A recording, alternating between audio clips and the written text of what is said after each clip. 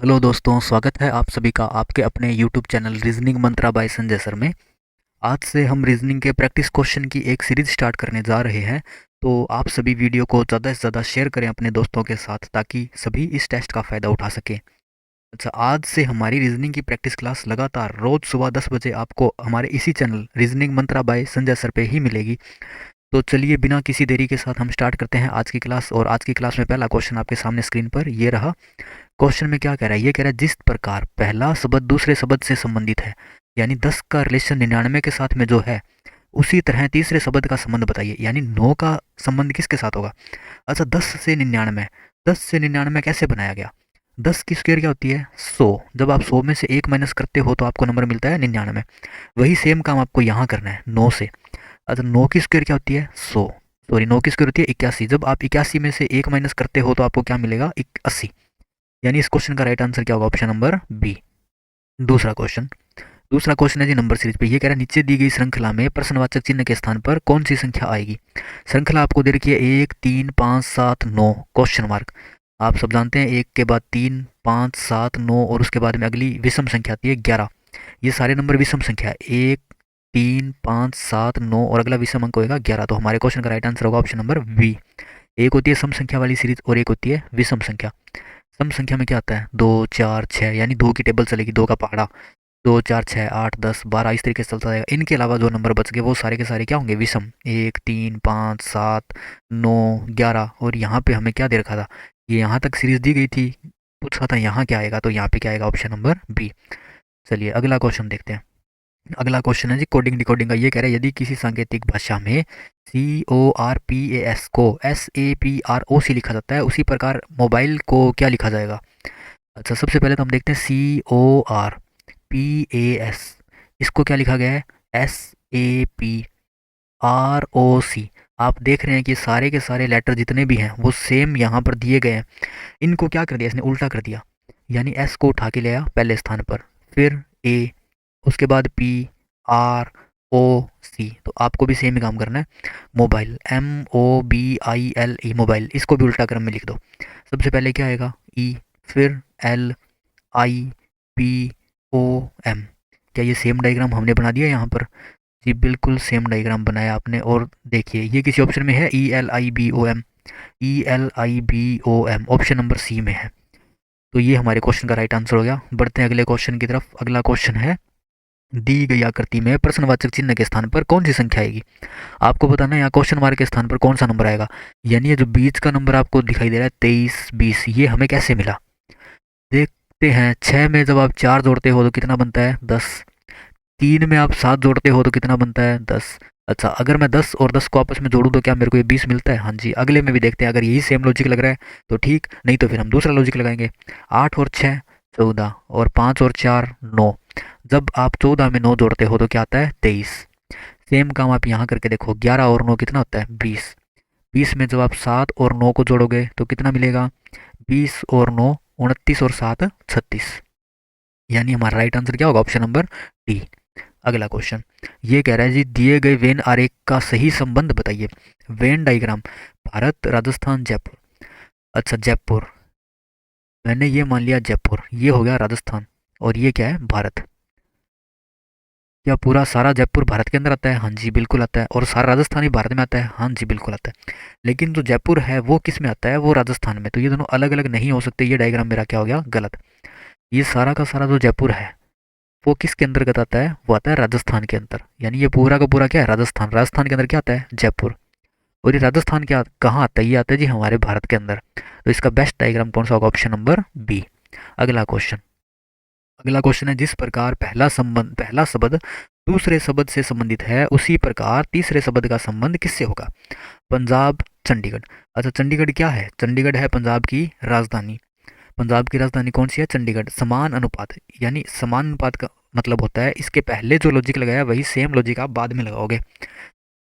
तो यहाँ हमने बताया पंजाब की राजधानी चंडीगढ़, तो उसी प्रकार बिहार की राजधानी राजधानी क्या होती है गोरखपुर। नहीं, ये यूपी में एक शहर है पटना। हाँ, पटना बिहार की राजधानी होती है। तो इसका आंसर क्या आएगा ऑप्शन नंबर बी। अगला क्वेश्चन अगला क्वेश्चन है जी दी गई आकृति में कुल वर्गों की संख्या ज्ञात करो।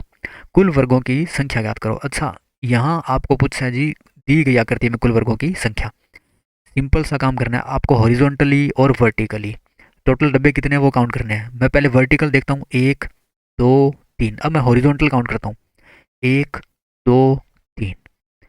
जब भी वर्गों के क्वेश्चन की बात की जाएगी तो आप इस तरह से नंबरिंग दे दोगे। उसके बाद क्या करोगे, जो बाहर वाली संख्या है उसका गुणा होगा बाहर वाली संख्या के साथ, यानी लास्ट संख्या गुणा होगा लास्ट संख्या के साथ में। 3 गुणा 3 कितना होता है, 9। फिर 2 का गुणा करोगे 2 के साथ, 2 गुणा 2 कितना होता है, 4।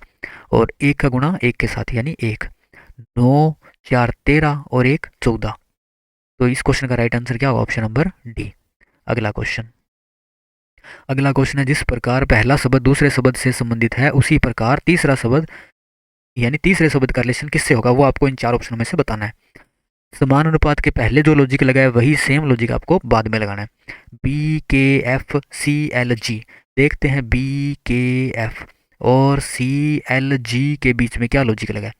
सबसे सिंपल काम होता है, आप इनकी नंबरिंग करते हो। B का नंबर क्या होता है, 2, K का नंबर 11 और F का नंबर 6। C का नंबर होता है 3, L का नंबर 12 और G का नंबर 7। अच्छा, नंबरिंग में काम आसान हो जाता है। जैसे 2 से 3, आपको पता है 2 में जब 1 जोड़ते हो तो 3 मिलता है। वैसे ही जब आप 11 में 1 जोड़ोगे तो आपको नंबर मिलेगा 12। और 6 में जब आप 1 जोड़ोगे तो आपको नंबर मिलेगा 7। ये जो लॉजिक आपने यहाँ लगाया है वही डिट्टो सेम लॉजिक आपको इधर लगाना है। KUR अनुपात, यहाँ पे क्या आएगा वो आपको बताना है। K का नंबर होता है 11, U का नंबर होता है 21 और R का नंबर क्या होता है 18। आपको अंग्रेजी वर्णमाला क्रम के अंदर A से लेके Z तक सभी अक्षरों के नंबर आपको याद होने चाहिए। इससे क्या होगा, आपका एग्जाम में टाइम बचेगा।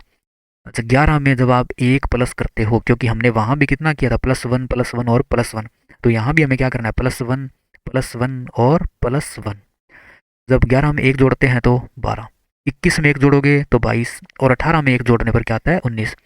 अब 12 पे कौन सा अल्फ़ाबेट अंग्रेजी का आता है, 12 पे आता है L और 22 पे क्या आता है, 22 पे आता है V और 19 पे आता है S। ऐसा कोई ऑप्शन हमें दे रखा है LVS वाला, तो LVS ऑप्शन नंबर बी में दिया गया, जो कि हमारे क्वेश्चन का राइट आंसर है। अगला क्वेश्चन देखते हैं। अगला क्वेश्चन दिया गया है, दी गई आकृति में प्रश्नवाचक चिन्ह के स्थान पर कौन सी आकृति आएगी। यहाँ आपके सामने एक गोल सर्किल दिया गया है और जब इस गोल सर्किल से अगले डब्बे में आप जाते हो तो देखते हो कि इसको बीच में से 4 हिस्सों में काटा गया है और यहाँ आपको फिर एक ब्लैंक आकृति दे रखी है। जब आप अगले डब्बे में जाओगे तो ऐसी कुछ सेम आकृति आपको देखने को मिलेगी, उसको भी आप बीच में से 4 हिस्सों में ही काटोगे। तो ऐसा ऑप्शन हमारे पास कौन सा है, ऐसा ऑप्शन हमारे पास ऑप्शन नंबर डी। आप वीडियो देखते टाइम आप इन क्वेश्चनों को एक बार वीडियो को पॉज करके खुद से ज़रूर सॉल्व करें। यहाँ अगला क्वेश्चन हमारे पास दे रखा है, 7 और 6 से 85 कैसे बना, यानी कि यदि 7 इंटू 6 इजिकल टू 85 लिखा जाता है और 10 इंटू 5 को 125 लिखा जाता है तो 6 इंटू 8 क्या होगा। अच्छा, 7 इंटू 6 से क्या आया 85 और 10 इंटू 5 से क्या बना 125 और आपसे पूछा गया है 6 इंटू 8 से क्या आएगा। 7 को जब 6 से गुणा करते हो कितना होता है 42, 42 का 2 गुना 84 में 1 जोड़ते हो तो क्या आता है 85। या सेम लॉजिक यहाँ लग रहा है। 10 इंटू 5 50, 50 का 2 गुना 100, 100 में 1 जोड़ोगे तो 101, लेकिन यहाँ क्या है 125। कुछ और लॉजिक लग रहा है यहाँ पे। दूसरा लॉजिक देखते हैं, 7 की स्क्वायर क्या होती है 49 और 6 की स्क्वायर क्या होती है 36। जब मैं 49 के साथ 36 को जोड़ता हूँ तो क्या मेरे को 85 मिलता है, हाँ जी। 9 और 6 15, 4 3 7 और 1 8, यानी यहाँ लॉजिक क्या लगा है 7 की स्क्वायर प्लस 6 की स्क्वायर। यहाँ देखो 10 की स्क्वायर क्या होती है 100 और 5 की स्क्वायर क्या होती है 25। 100 में जब आप 25 को जोड़ते हो तो क्या आपको 125 मिलता है, बिल्कुल। अब बात करते हैं 6 और 8, तो 6 की स्क्वायर 36 और 8 की स्क्वायर 64। जब आप 36 में 64 को जोड़ोगे तो आपको नंबर मिलेगा 100। ऐसा कोई ऑप्शन हमें दे रखा है, ऑप्शन नंबर सी हमें दे रखा है जिसमें 100 है। तो यानी कि इस क्वेश्चन का लॉजिक क्या हो गया, इन नंबरों की स्क्वायर को आपस में जोड़ना है। अगला क्वेश्चन देखो, अगला क्वेश्चन है वैन आरेख का। ये कह रहा है दिए गए शब्द में वैन आरेख का सही संबंध बताइए, जूते घास मोबाइल। अच्छा, वैन आरेख पूछा है तो जूते अलग चीज़ होते हैं और घास अलग, उसके बाद मोबाइल, मोबाइल भी क्या होता है अलग होता है, क्योंकि मोबाइल का घास और जूतों के साथ में कोई लेना देना नहीं है और घास का भी मोबाइल और जूतों के साथ में कोई लेना देना नहीं है और जूतों का भी घास और मोबाइल के साथ में कोई लेना देना नहीं है, यानी इन तीनों का एक दूसरे के साथ में कोई रिलेशन नहीं है। तो ऐसा कोई डायग्राम हमारे पास है, ऑप्शन नंबर ए में डायग्राम दे रखा है। तो इस क्वेश्चन का राइट आंसर क्या होगा, ऑप्शन नंबर ए। अगला क्वेश्चन, अगला क्वेश्चन है, दी गई आकृति में प्रश्नवाचक चिन्ह की जगह पर कौन सा अंक होगा। यहाँ पर देखो, यहाँ नंबर है 84, यानी बड़ा नंबर क्या है 84, 81 और 88। ये 84 कैसे आया? 84 आया, 12 और 14 को आप गुणा करते हो तो 84 नहीं आता, क्योंकि 14 को जब आप 10 से गुणा करोगे 140, फिर आप 14 को 2 से गुणा करोगे तो 28, कितना हुआ 168। अच्छा, 168 का हाफ कितना होता है? 84 होता है। यहाँ भी गुणा करके देखो, फिर उसका हाफ करेंगे।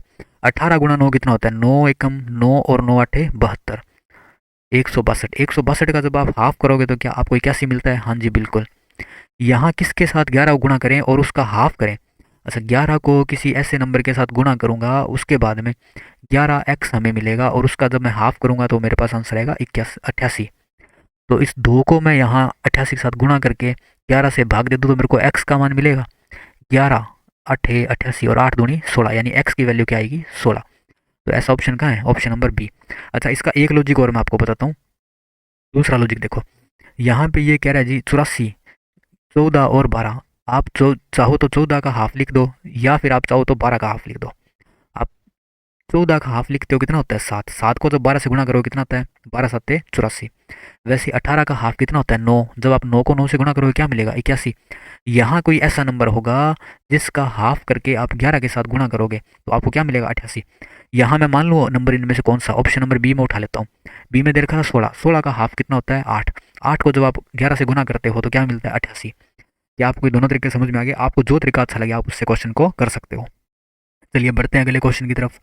अगला क्वेश्चन है दर्पण प्रतिबिंब का। ये कह रहा है, जब दर्पण एम एन रेखा पर रखा जाता है तो निम्न आकृति का दर्पण प्रतिबिंब चुने। दर्पण प्रतिबिंब में आपको सिंपल सी बात याद रखनी है, जो चीज़ दर्पण के जितनी पास होगी वो आपको पहले दिखाई देगी।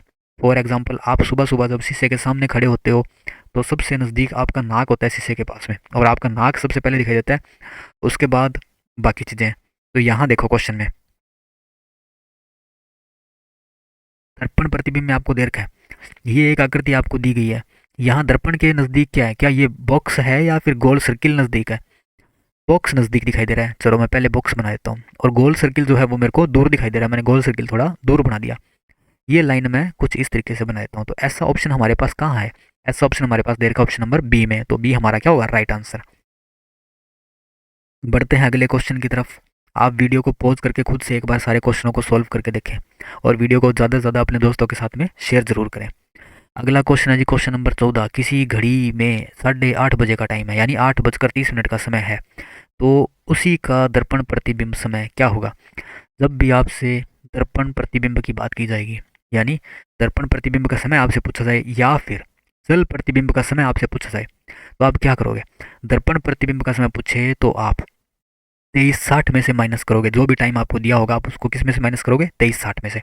और जब हमें जल प्रतिबिंब की बात करें, या जब हमें जल प्रतिबिंब का क्वेश्चन पूछे, तो हम उसको 17:90 में से माइनस करते हैं। लेकिन यहाँ हमें माइनस करना है 23:60 में से, क्यों? क्वेश्चन क्या है? दर्पण प्रतिबिंब। अच्छा, 23:60 में से जब आप 8:30 को माइनस करोगे, क्योंकि ये 60 जो है मिनट है, और यहाँ पे भी 30 क्या है? मिनट। तो मैंने मिनट के नीचे क्या रख दिया? मिनट। और 23 घंटे, और यहाँ भी क्या है? 8 बजे। तो बजे के नीचे क्या रखा है? बजे। 60 में से जब मैं 30 को माइनस करता हूँ तो क्या आता है? 30। और जब मैं 23 में से 8 माइनस करता हूँ तो क्या आता है? 15। अच्छा, क्या घड़ी में 15:30 का टाइम आपने देखा है कभी? नहीं। यानी कि 12 बजे के बाद में क्या होता है फिर? 1 2 3। 1 को हम बोलते हैं 13, 2 को 14, और 3 को क्या बोलते हैं? 15। यानी इसको आप देखोगे दर्पण में तो क्या दिखाई देगा? आपको दिखाई देगा 3:30 का समय। और 3:30 हमारे पास ऑप्शन नंबर बी में दे रखा है। ये इस क्वेश्चन का क्या हो गया? Right answer. आपको याद रखना है, दर्पण प्रतिबिंब का क्वेश्चन जब भी आएगा आप माइनस करोगे 23:60 में से, और जल प्रतिबिंब का क्वेश्चन जब भी आएगा आप माइनस करोगे 17:90 में से। अगला क्वेश्चन है सिलोलिज्म का। यहाँ पे आपको एक कथन दिया गया है और एक निष्कर्ष आपको देखा है। कथन को पढ़ के आपको एक डायग्राम बनाना है, और उस डायग्राम के आधार पर इन दिए गए निष्कर्षों में से कौन सा निष्कर्ष आपका सही होगा वो आपको बताना है। कथन में कह रहा है सभी पी क्यू है। सभी पी क्यू है का डायग्राम कैसे बनता है? ये सारे के सारे पी क्या है? क्यू। उसके बाद में कहता है जी कुछ क्यू आर है, यानी इन क्यू में से कुछ क्यू क्या है? आर। फिर कहता है कुछ आर एस है, यानी ये सारे के सारे जितने भी आर है ना उनमें से कुछ आर क्या है? एस। तो मैंने ये डायग्राम बना लिया कथन को पढ़ के। अब निष्कर्ष में मेरे को क्या कहता है? पहला निष्कर्ष क्या रखा है? कुछ एस पी है। या डायग्राम देख के बताओ एस का पी के साथ में कहीं भी कोई रिलेशन आपको दिखाई दे रहा है क्या? नहीं दे रहा, तो यानी कि कुछ एस पी है, ये बात क्या होगी? गलत। अगला निष्कर्ष, कुछ क्यू पी है। कुछ क्यू पी है, हाँ जी बिल्कुल है, कुछ क्यू पी है। सिंपल सा तरीका। मैं बात करता हूँ राजस्थान, ये सारा का सारा राजस्थान किसके अंदर आता है? किसके अंतर आता है, सॉरी किसके अंदर आता है? भारत के अंदर आता है। क्या मैं ऐसे बोल सकता हूँ सभी राजस्थानी भारतीय है? बिल्कुल सही होगा। लेकिन क्या ऐसे बोल सकता हूँ सभी भारतीय राजस्थानी है? सभी भारतीय राजस्थानी नहीं है, कुछ भारतीय राजस्थानी है। तो सेम काम यहाँ पर, सभी क्यू पी नहीं है, कुछ पी क्यू है। और यहाँ पे भी इसने क्या रखा है? कुछ पी क्यू है, तो डायग्राम के हिसाब से ये बिल्कुल सही है। आपका आंसर होगा ऑप्शन नंबर डी, केवल निष्कर्ष दो तर्क संगत है।